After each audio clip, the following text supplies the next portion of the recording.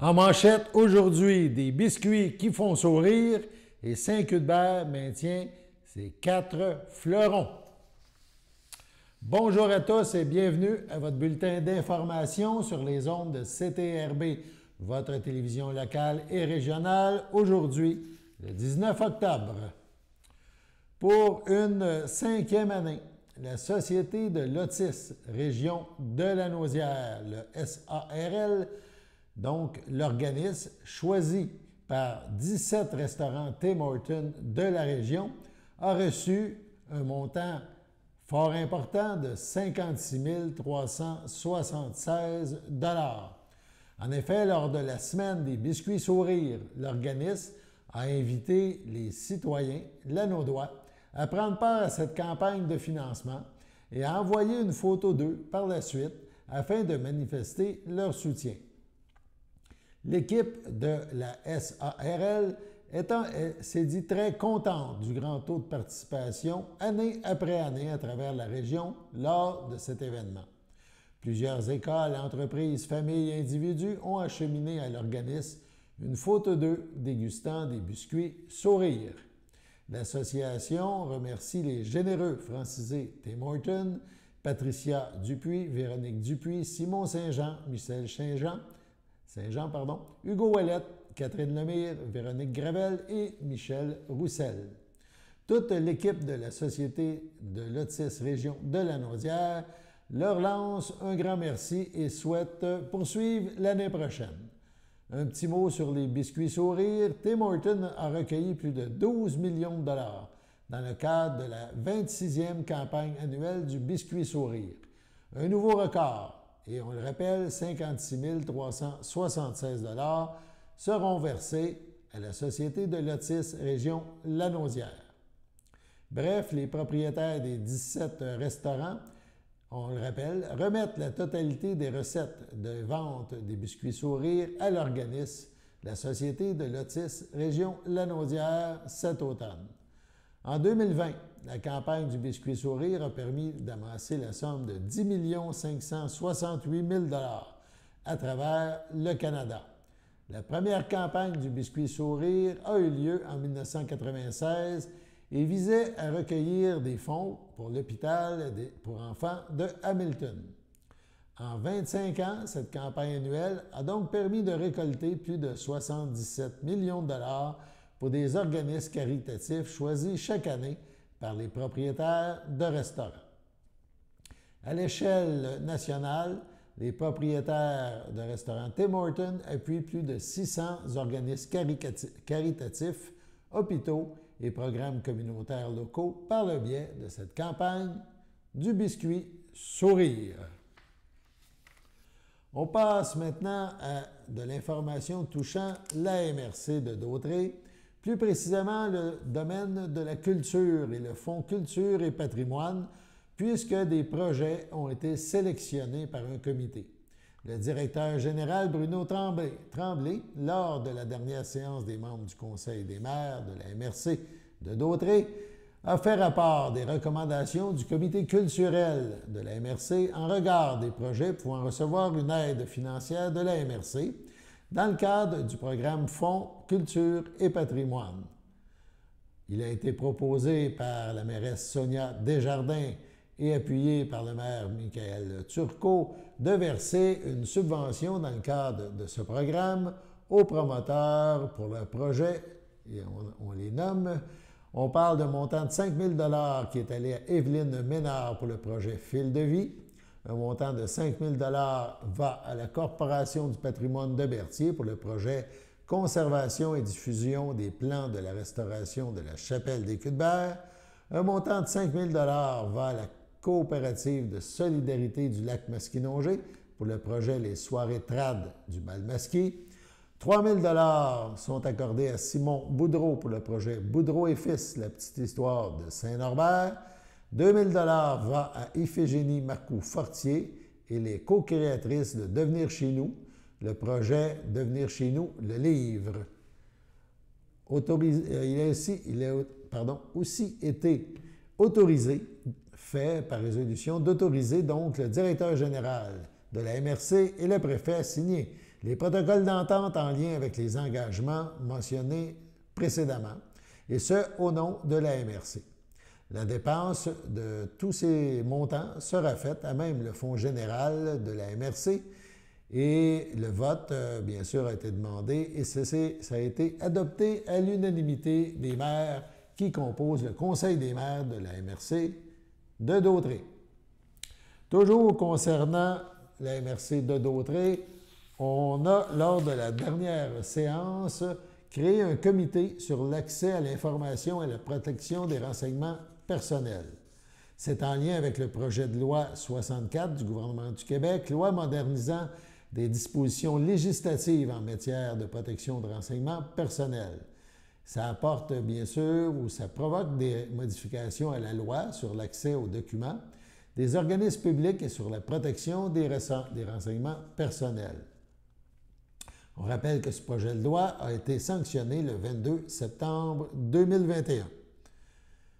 Considérant donc un article de cette loi, les organismes publics et la loi, sur les organismes publics et la protection des renseignements personnels, la loi qui stipule qu'un comité doit être créé afin de soutenir le responsable de l'accès aux documents et de la protection des renseignements personnels dans l'exercice de ses responsabilités et dans l'exécution de ses obligations en vertu de la loi.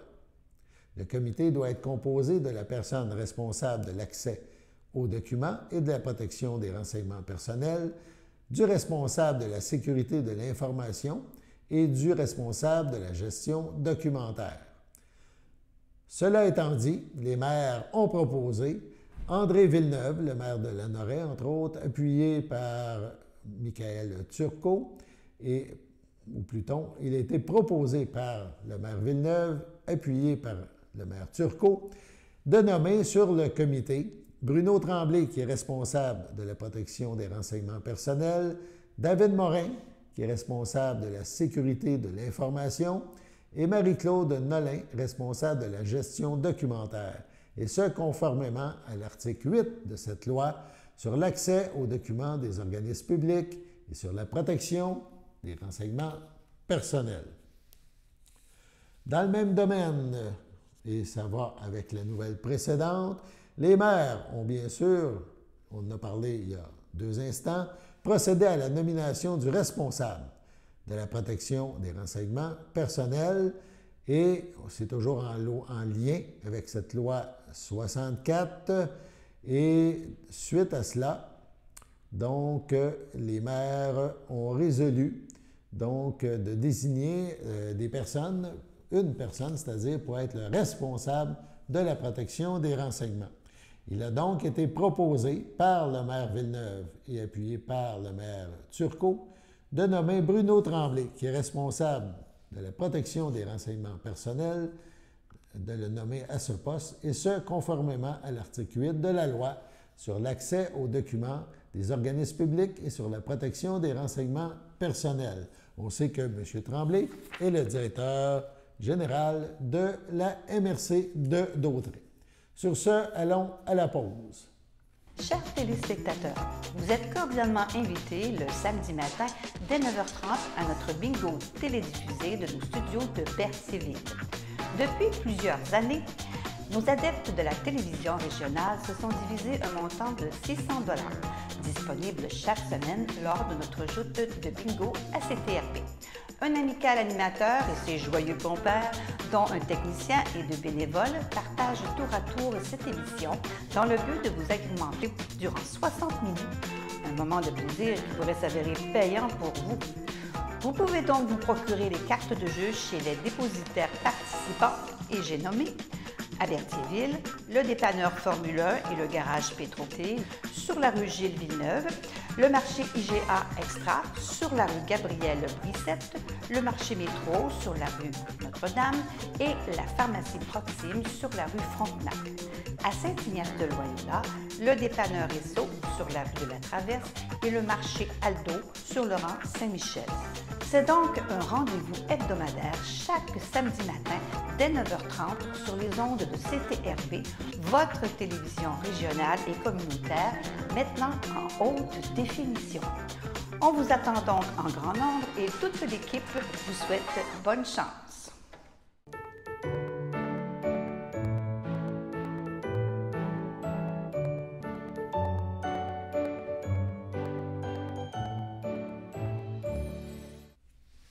En ce 19 octobre, les anniversaires. Tout d'abord, la FADOC de l'île du Pas désire souhaiter bonne fête à Liliane R. Rivet et à Francine Bellemare-Soulière. Le Centre d'action bénévole d'Autrey et le CABA souhaite un heureux anniversaire à Lynn Desmarchais. C'est votre anniversaire aujourd'hui, 19 octobre. Toute l'équipe de CTRB se joint à moi et vous souhaite bonne fête. On poursuit nos informations. On parle d'un nouveau président pour le comité ZIP du Lac-Saint-Pierre. C'est bien sûr avec enthousiasme que le comité ZIP du Lac-Saint-Pierre annonce le nouveau poste de Henri-Paul Normandin à titre de président de l'organisation. M. Normandin succède ainsi à M. Gérard Massé, qui assurait ce poste de président depuis 5 ans. C'est en 2017 que M. Gérard Massé acceptait le mandat de devenir président du comité ZIP du Lac-Saint-Pierre et, par le fait même, le représentant de l'organisme à la table de concertation régionale du Lac-Saint-Pierre. Toutefois, l'environnement lui tient à cœur depuis beaucoup plus longtemps que cela, alors qu'il est biologiste de formation et a travaillé comme directeur régional au ministère des Forêts, de la Faune et des Parcs pendant de nombreuses années. Selon M. Massé, c'est une chance de pouvoir se retirer de la présidence d'un organisme quand tout va bien. C'est le cas du comité ZIP du Lac-Saint-Pierre. Les finances sont saines, les projets de restauration des milieux naturels sont nombreux et importants, et les relations avec les partenaires sont formidables, dit-il. L'implication récente de la ZIP du Lac-Saint-Pierre comme mandataire de la Réserve mondiale de la biosphère du Lac-Saint-Pierre permettra de consolider cet organisme et lui assurer un avenir prometteur. Ces 5 années de présidence furent remplies de rencontres fort intéressantes et enrichissantes, particulièrement grâce à la table de concertation régionale du Lac-Saint-Pierre, de souligner le président qui quitte ses fonctions. Fervent utilisateur du Lac-Saint-Pierre, M. Massé continuera de suivre de près les travaux du comité ZIP, car il demeure un membre actif de l'organisation. Quant à Henri-Paul Normandin, il est un diplomate de carrière qui a notamment œuvré sur des enjeux environnementaux à l'échelle locale et internationale. Ancien ambassadeur du Canada à l'ONU ainsi qu'en Haïti, il a également travaillé en coopération internationale dans plusieurs pays. Il a contribué à la mobilisation des villes envers la lutte au changement climatique et la protection de la biodiversité, alors qu'il était directeur des relations internationales de la Ville de Montréal. Par ailleurs, depuis 2021, il est le représentant de l'environnement sur le conseil d'administration du comité de la ZIP du Lac-Saint-Pierre et occupe un siège à la table de concertation régionale. Il est aussi le porte-parole officiel de la Réserve mondiale de la biosphère du Lac-Saint-Pierre. On le cite. « Je suis honoré et enthousiaste d'assumer la présidence du comité ZIP Lac-Saint-Pierre, succédant ainsi à M. Gérard Massé, qui a consacré sa vie à la protection de la faune et aux enjeux environnementaux de la région et à qui on doit beaucoup. Avec toute l'équipe du comité ZIP Lac-Saint-Pierre, je miserai sur la collaboration avec de nombreux partenaires de tous les milieux afin de protéger et de mettre en valeur le Lac-Saint-Pierre. De plus, je verrai l'essor de la Réserve mondiale de la biosphère du Lac-Saint-Pierre reconnue par l'UNESCO pour en faire un outil qui, tout en assurant la conservation des ressources et la pérennité des écosystèmes, constitue un outil de développement durable pour les communautés du territoire ainsi qu'une fierté pour la région, de dire M. Normandin. Avec ce parcours bien rempli et une implication déjà importante sur le territoire, le comité ZIP Lac-Saint-Pierre est convaincu que M. Normandin saura relever les défis qui l'attendent en tant que nouveau président de l'organisation. Du Lac-Saint-Pierre, on se déplace à Saint-Cuthbert. Saint-Cuthbert maintient ses 4 fleurons. En effet, la Corporation des fleurons du Québec a récemment procédé au dévoilement de la classification horticole de la municipalité de Saint-Cuthbert, évaluée au cours du mois d'août dernier. Ainsi, la municipalité a considérablement augmenté son pointage cette année, maintenant ainsi son 4e fleuron. Les catégories ayant fait l'objet de l'évaluation par le classificateur sont l'entrée municipale, entrée de la municipalité, parc, espace vert, hôtel de ville, autres édifices municipaux, voies publiques et stationnement. Le domaine institutionnel, par exemple lieu de culte et école. Le domaine résidentiel. Le domaine industriel et commercial et les initiatives communautaires et le développement durable. Un bond de 42 points au total est le résultat des efforts combinés de la municipalité et de ses citoyens.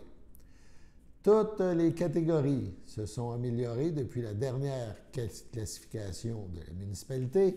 La grille des initiatives communautaires et le développement durable, qui était déjà bien garnie, se maintient toujours. Les nombreux efforts consentis par la municipalité pour embellir durablement le milieu et la qualité de vie de ses citoyens sont à souligner. Notons par ailleurs une amélioration du domaine commercial qui propulse cette catégorie dans le 3e fleuron.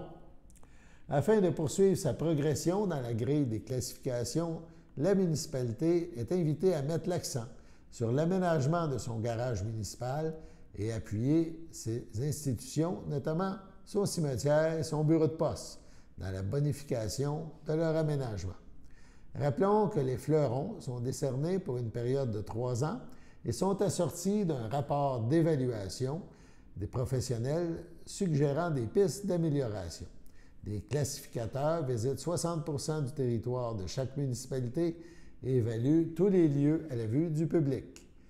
Bref, à Saint-Cuthbert, on affiche fièrement ces fleurons, une démonstration de l'intérêt grandissant de cette collectivité à verdir, embellir et améliorer son environnement.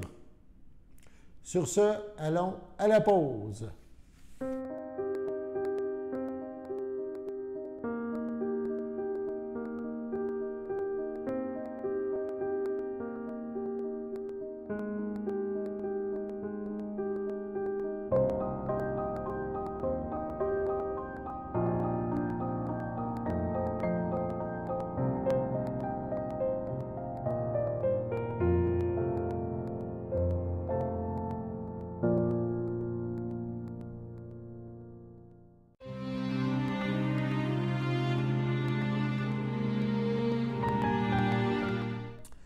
À Saint-Jean-de-Mata, le 8 octobre dernier, à 69 ans, est décédée Mme Suzanne Saint-Laurent, épouse de Maître Pierre Laporte de Berthierville. Elle laisse dans le deuil, outre son époux, ses enfants, Marie-Noël Laporte, Nive Morin, Jean-Simon Laporte, Marie-Laurence Bordelot, Maxime Laporte, Virginie Simoneau-Gilbert, ses petits-enfants, Jeanne, Frédéric et Aurèle Morin, Émile, Antoine et Marion Laporte, ses frères et sa sœur Gilles Saint-Laurent, Thérèse Saint-Laurent, Louis Gagnon, Claude Saint-Laurent, Louise Légaré, plusieurs neveux, nièces, autres cousins, autres parents et amis, psychologue attentive, lectrice avide et pianiste pleine d'esprit, Suzanne Saint-Laurent était une mère et une amie irremplaçable. Son amour restera pour toute sa famille un trésor de souvenirs.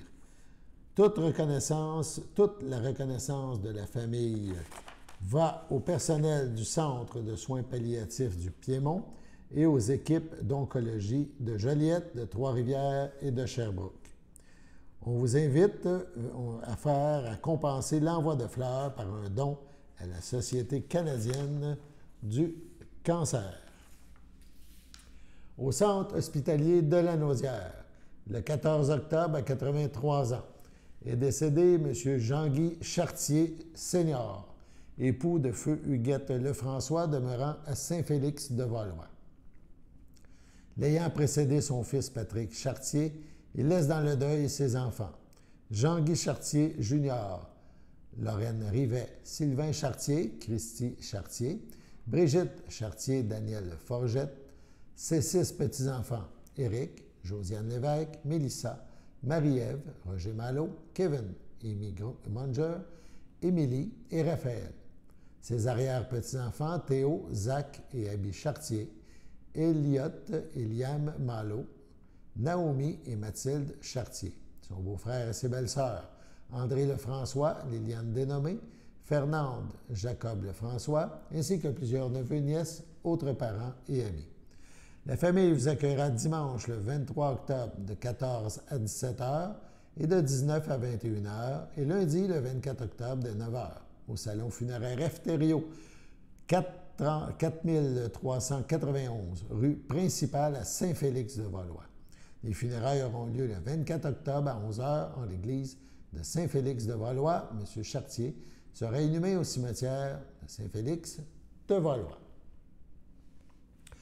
Au CHDL de Saint-Charles-Borromée, le 13 octobre à 86 ans, est décédée Mme Janine Brunel, épouse de M. Marcel Brunel, demeurant à Berthierville. Il laisse dans le deuil, outre son époux, ses sœurs Marie-Rose Brunel, feu Maurice Brunel, Lise Brunel, André Tellier, ses beaux-frères et ses belles-sœurs, Régent Brunel, Nicole Blouin, Gilles Brunel, Francine Pellan, son filleul Patrick Brunel, Guylaine Beauséjour, ainsi que plusieurs neveux, nièces, autres parents et amis. La famille vous accueillera dimanche le 23 octobre dès 12h30 au complexe funéraire Thériault, 741 rue Notre-Dame à Berthierville. Suivra une liturgie à la chapelle du complexe à 14h30. Les cendres de Mme Brunel seront déposées au Columbarium Thériault de Berthierville. Paisiblement à son domicile, le 12 octobre dernier, à 83 ans, est décédée Mme Lise Germain-Noël, épouse de Claude Noël, demeurant à Berthierville, mais native de Trois-Rivières. Lui a précédé Léona, Combe, Guy, Henriette, Aimé et Gisèle. Elle laisse dans le deuil, outre son époux, sa fille, Sophie Noël, André Chiasson, son petit-fils Xavier André Chiasson, sa sœur Marielle Saint-Germain, Roland Desbiens, son frère Régent Saint-Germain, Carole Levasseur, ses belles-sœurs et son beau-frère, Pierrette Hubert, feu Ludovic Saint-Germain, Pierrette Grandbois, feu André Saint-Germain, Jacques Noël, ainsi que plusieurs neveux, nièces, autres parents et amis.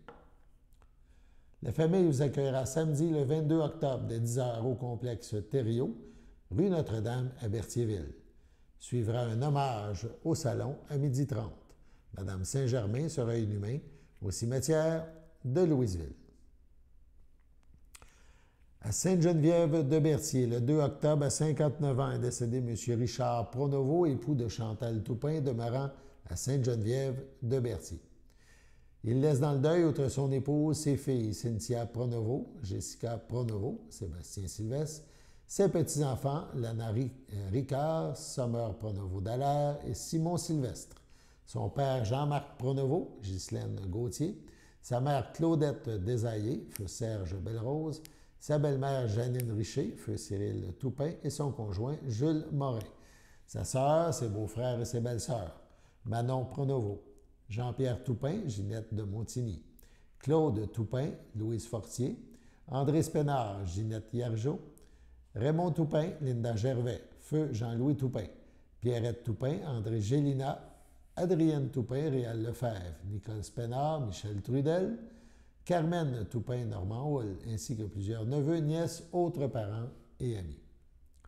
La famille vous accueillera dimanche le 30 octobre dès 11 h au complexe funéraire Thériault, 741 Notre-Dame à Berthierville. Suivra une liturgie à la chapelle du complexe à 14h30. Les cendres de M. Pronovo seront déposées au Columbarium de Berthierville. Au CHDL de Saint-Charles-Borromée, le 9 octobre à 77 ans, est décédée Mme Colette Bergeron, épouse de Bernard Saint-Martin, demeurant à Saint-Ignace de Loyola. Lui a précédé son frère Jean-Denis. Elle laisse dans le deuil, outre son époux, ses enfants. Chantal Saint-Martin, André Lavallée, Patricia Saint-Martin, Sébastien Saint-Martin, Marilène Gervais. Ses petits-enfants, Alexis Lavallée, Juliette Laforêt, Aurélie Laforêt et Clara Saint-Martin. Ses sœurs, son frère, ses belles-sœurs et beaux-frères. Louise Bergeron, Rénald Doucet. Lucien Bergeron, Michel Laporte. Sylvie Bergeron, Mario Guévremont. Sœur Rolande Saint-Martin. Réjeanne Saint-Martin, Gilles Plante. Annette Saint-Martin, Robert Moreau. Odette Saint-Martin, Raymond Laprade. Françoise Saint-Martin, Serge Gladu. Ainsi que plusieurs neveux, nièces, autres parents et amis. La famille vous accueillera samedi le 29 octobre dès 11h au complexe funéraire Thériault à Berthierville. Au CHSLD Daisy de Saint-Gabriel, le 30 septembre à 83 ans, est décédée Mme Émérancienne Bellemare, épouse de Maurice Gouin, demeurant à Berthierville, autrefois de Saint-Cuthbert.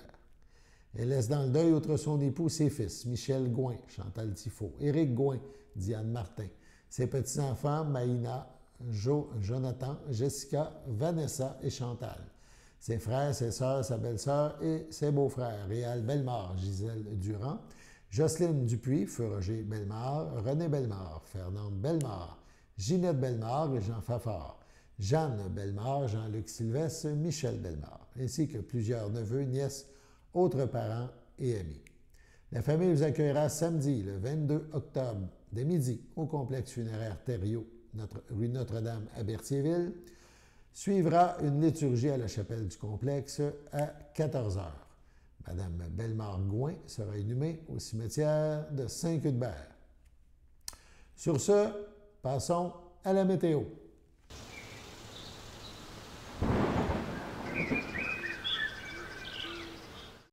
Bienvenue à votre météo du mercredi. Cet après-midi, ce sera des risques d'averse, une température de 11, un temps ressenti de 10, moins de 1 mm de pluie. Mercredi soir, c'est des risques d'averse, une température de 6, un temps ressenti de 3, environ 1 mm de pluie. Mercredi nuit, ce sera des nuageux avec éclaircies, une température de 4, un temps ressenti de 0. Jeudi matin, c'est nuageux avec averse, une température de 5, un temps ressenti de 1, environ 1 mm de pluie. Jeudi après-midi, ce sera nuageux avec averse, une température de 9, un temps ressenti de 6, environ 1 mm de pluie. Jeudi soir, c'est des risques d'averse, une température de 7, un temps ressenti de 3, moins de 1 mm de pluie. Et voilà, c'était tout pour votre météo. Nous vous avons présenté le bulletin d'information sur les ondes de CTRB, votre télévision locale et régionale, en ce 19 octobre. Au plaisir de se retrouver demain, même heure, même poste. À bientôt.